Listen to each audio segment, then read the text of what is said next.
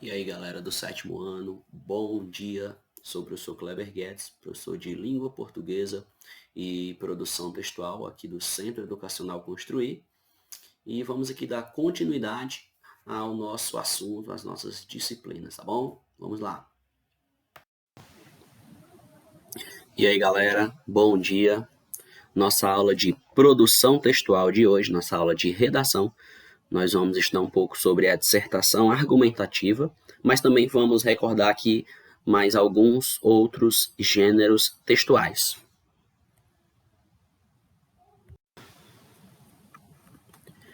Tipo textual, primeiro vamos começar pelo texto dissertativo, né? As características e os propósitos comunicativos desse gênero textual. Bom, quando a gente fala de tipologia textual, a gente está falando dos tipos textuais que existem. Então vamos aqui relembrar quais são, né? Um texto ele pode ser narrativo, ele pode ser descritivo, injuntivo, dialogal, naquele que tem diálogo, né? Conversa, e também dissertativo, sendo esse texto dissertativo tanto expositivo quanto argumentativo.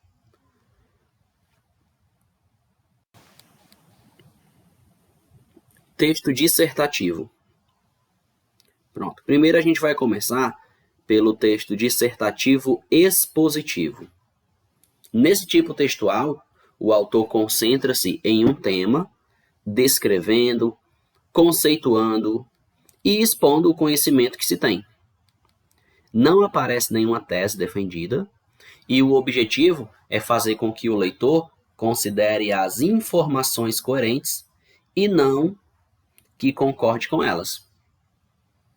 O autor realiza uma análise objetiva dos fatos, ou seja, o autor do texto ele expõe os fatos, certo? Para que o leitor absorva esses fatos e possa fazer a sua própria análise, tá bom? Possa fazer a sua própria interpretação a partir daquilo que foi exposto no texto.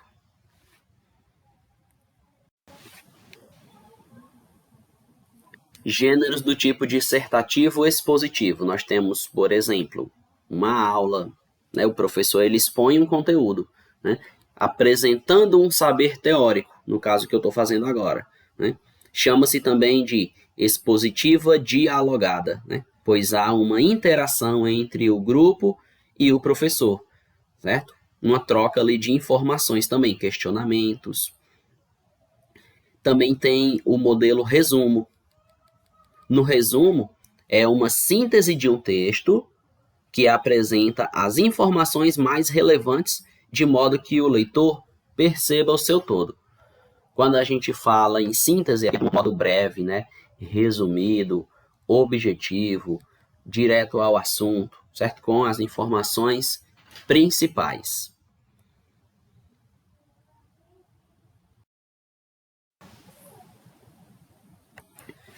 Temos agora aqui o dicionário. A gente agora vai ver, pessoal, vários gêneros textuais, certo? Diversos tipos de gêneros textuais agora. O dicionário é uma compilação do léxico de uma língua, incluindo informações históricas, culturais, semânticas e também sintáticas da palavra. Temos também o Wikipédia, que também é um gênero textual, certo? Wikipédia, apesar de que muita gente não sabe disso. O Wikipédia ele é um projeto, né? Ele é um projeto de enciclopédia multilingüe, né? E baseado no modelo de escrita colaborativa e de software livre, né? Porque as pessoas podem ir lá e atualizar o conhecimento. É claro, né, que tem os moderadores do site, não é que você pode colocar lá qualquer coisa e vai ser aceito, certo? As informações elas também são processadas para ver se tem fundamento, né? Se aquilo realmente faz sentido. Mas, de certo modo, o Wikipédia nós podemos dizer que ela é uma enciclopédia, né? E colaborativa porque são diversas pessoas que podem inserir conteúdos lá e também sempre ficar atualizando.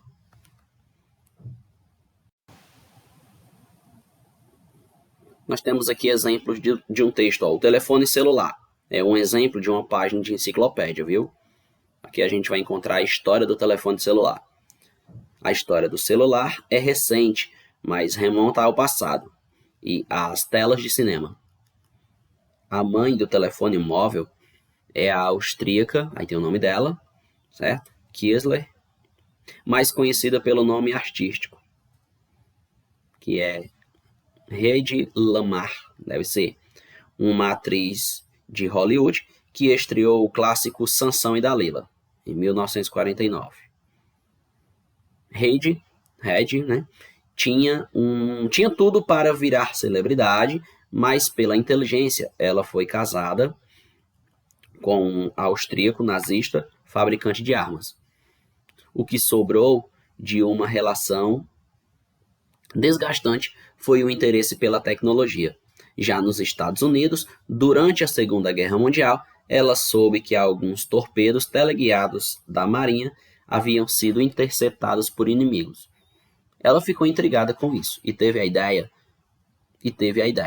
Um sistema no qual duas pessoas podiam se comunicar mudando o canal para que a conversa não fosse interrompida.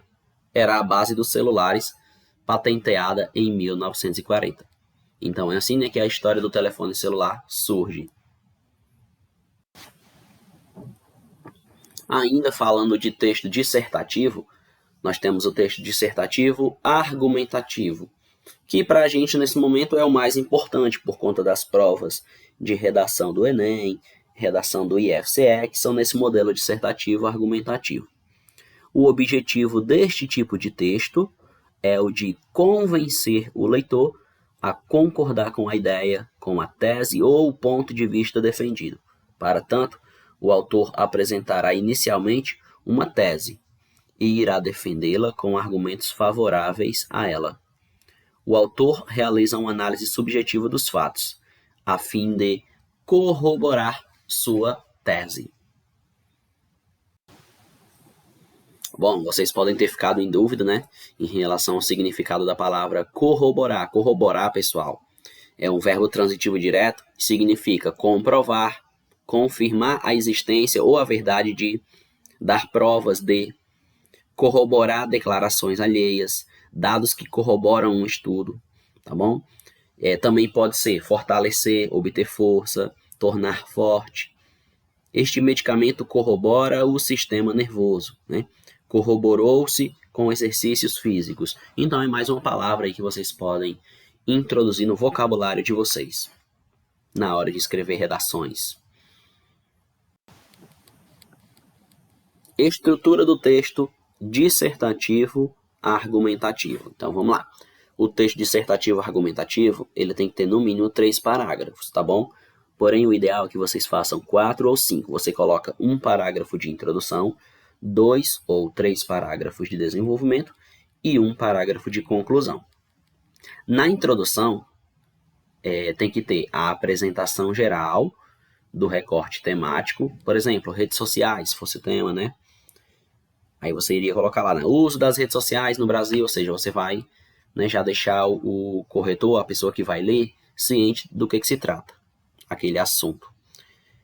Convém apresentar a tese ou ponto de vista ou uma premissa, ou seja, pistas que conduzam o leitor a deduzir qual será a abordagem apresentada na tese. Tese é uma ideia que você defende, o que você acredita, do que você é a favor. Então você já vai deixando isso claro no início do texto. Desenvolvimento. O desenvolvimento é o corpo do texto dissertativo, no qual se apresentam fatos, exemplos, né, que constituem os argumentos do autor, com o objetivo de que o leitor se convença do ponto de vista. É nesse momento que você vai citar exemplos, que você vai colocar uma alusão histórica, que você vai usar uma citação, certo? Uma fala de autoridade de alguma personalidade, né, de algum especialista da área, tá bom? Uma série, um filme, uma novela que você assistiu que falava sobre aquele tema. Então, tudo isso pode ser feito no desenvolvimento. E, por fim, o último parágrafo, que é a conclusão, né? que é o desfecho, né, o final da sua redação. No caso aqui vai ser retomada a tese, aquilo que você começou a defender no início do texto, como que pode ser colocado em prática. Né? Você vai fazer uma reflexão final, certo? Você vai dizer como que pode ser solucionado esse problema, certo? Quais vão ser os efeitos, né?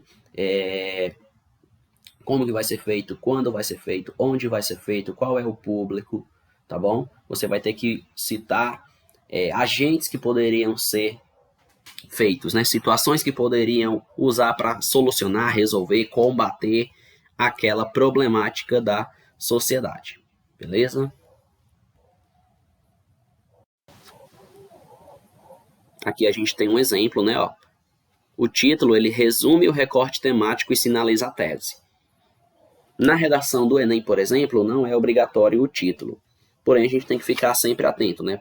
Tipo, na redação do IF, pode vir pedindo um título, mas normalmente é facultativo. Eu acho interessante quando o aluno coloca um título na sua redação.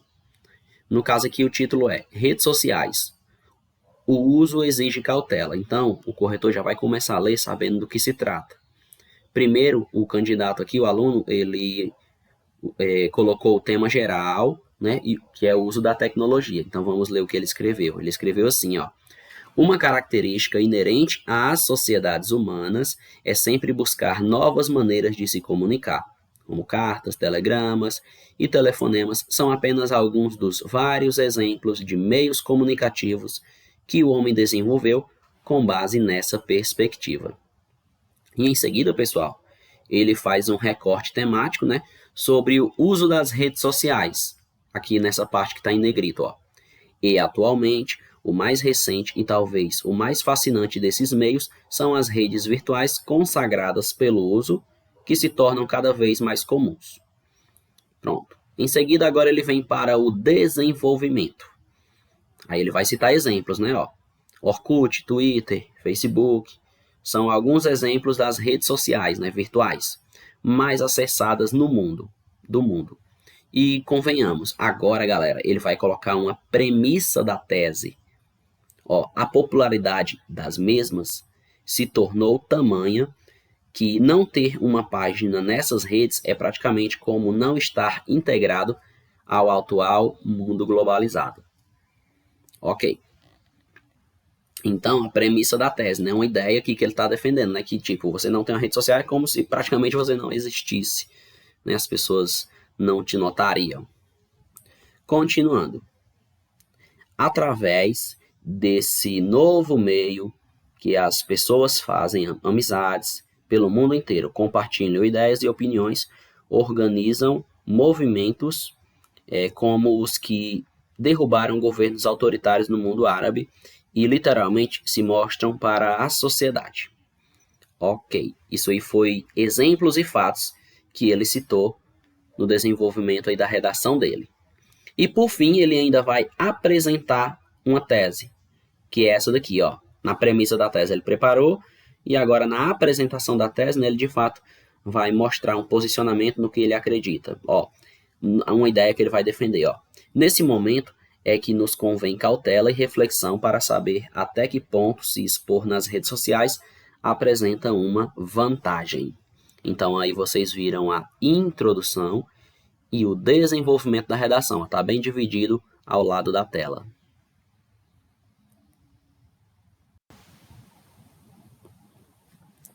Continuando aqui, ó, no desenvolvimento. Lembrando, galera, que a redação de vocês ela tem que estar organizada em no máximo 30 linhas, beleza? Continuando. Não saber os limites da nossa exposição nas redes virtuais pode nos custar caro e colocar em risco a integridade da nossa imagem perante a sociedade. Isso aí foi mais um argumento que ele utilizou. Agora ele vai fazer o desenvolvimento dos argumentos, nessa parte azul. Afinal, a partir do momento em que colocamos informações nas redes, foge do nosso controle a consciência das dimensões de até onde elas podem chegar. Sendo assim, apresentar informações pessoais em tais redes pode nos tornar um tanto quanto vulneráveis moralmente.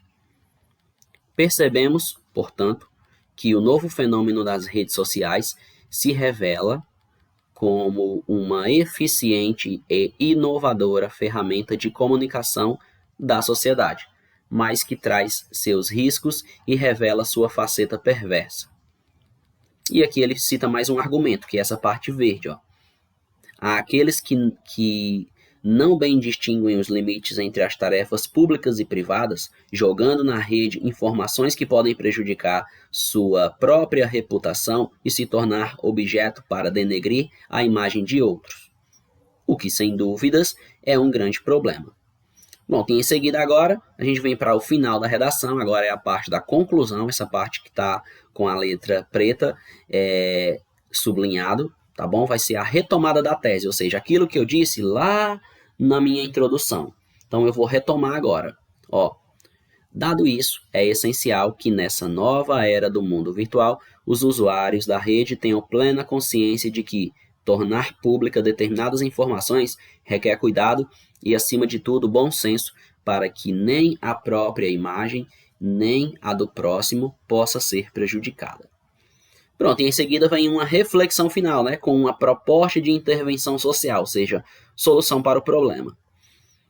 Isso poderia ser feito pelos próprios governos de cada país e pelas próprias comunidades virtuais das redes sociais. Afinal, se essas revelaram sua eficiência e sucesso como objeto da comunicação, serão certamente o melhor meio para alertar os usuários a respeito dos riscos de seu uso e os cuidados necessários para tal. Então, essa foi uma redação da Camila Pereira Zucconi, de Viçosa, Minas Gerais.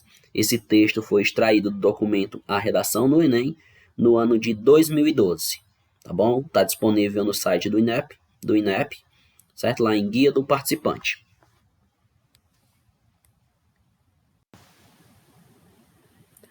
Gêneros do tipo dissertativo argumentativo. Tem esse que a gente está estudando, que é a redação de vestibular, né, que é um texto desenvolvido por um candidato a partir de uma proposta de redação, que é o que nós estamos acostumados a fazer. Veja agora um exemplo do vestibular FUVEST 2008. Bom, aqui nós temos uma sequência de textos. Sempre a redação do vestibular, do Enem, ela vem com textos motivadores que você vai usar como base, né, para fazer a sua redação, certo? Para ficar por dentro do assunto. Então, aqui tem o texto, certo? Vocês podem pausar para realizar a leitura, tá bom? Então, pausem a tela para vocês poderem assistir. Para vocês poderem ler, na verdade. Continua aqui na outra página, né? E em seguida vem a instrução aqui embaixo, ó. Onde está esse retângulo aí vermelho, né? Esse quadrinho aí, ó. Os textos apresentados trazem reflexões e notícias sobre o mundo digital, né? Esse texto que vocês devem pausar a aula para poder ler. Okay? Com base nesses textos e em outras informações e ideias que julgar pertinentes, redija uma dissertação em prosa, argumentando de modo claro e coerente. Então, essa é a proposta de redação que o aluno iria fazer, né, depois de realizar a leitura dos textos. No caso aqui, para vocês, não vai ter a necessidade de vocês fazerem essa instrução que está mandando aí, tá bom? É só para a gente observar mesmo. E aí está o modelo de redação da aluna, né, do vestibular FUVEST em 2008. Então, vocês também podem pausar para realizar a leitura. Pronto, e agora a gente vai ver alguns outros gêneros textuais, tá bom? De um modo mais breve, ó. Primeiro vamos ver o sermão, que é um texto oral, né, verbal, que circula em espaços religiosos e se pretende moralizar a respeito de algum tema. Aí tem um exemplo de sermão, né? Ó, basta, Senhor, que eu, porque roubo uma barca, sou ladrão, e vós, porque roubais em uma armada. Tá aí o sermão, tá bom? Vocês podem pausar para realizar a leitura dele. Eu vou ler e vou explicar só os gêneros textuais. Aqui nós temos um manifesto, que é um texto que se faz com uma crítica política, social, cultural ou econômica, né, direcionado a um destinatário, né, um texto de repúdio ou de apelo. Então tá aí também, quem quiser realizar a leitura é só pausar a tela, pausar o vídeo.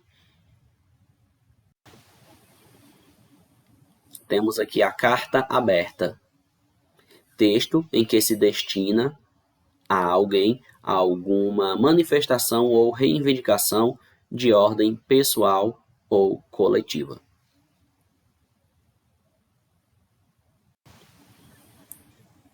Temos aqui o artigo de opinião, que é semelhante à redação de vestibular, texto que visa o convencimento do leitor. A diferença é que o autor deve se posicionar mais explicitamente e, inclusive, assinar o texto. São comuns os apelos ao leitor e o uso de imperativos, né? Verbos no imperativo. Resenha, apresentação sucinta e apreciação crítica do conteúdo de um texto, ou seja, compreende o resumo e a opinião, comentário crítico. Pode ser à luz de uma teoria ou conceito. Editorial é um texto que apresenta a visão crítica ou ponto de vista de uma coletividade, como, por exemplo, de um jornal, de uma página do Facebook, um blog, uma rádio, uma revista. O texto não é assinado e é publicado em um meio de comunicação próprio do grupo social. Aí está aí um modelo para vocês. Quem quiser ler é só pausar o vídeo.